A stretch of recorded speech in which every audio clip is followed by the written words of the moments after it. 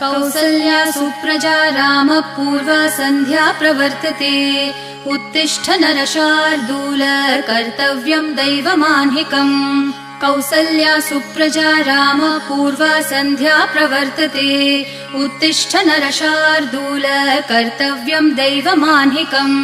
उत्तिष्ठोत्तिष्ठ गोविन्द उत्तिष्ठ गरुडध्वज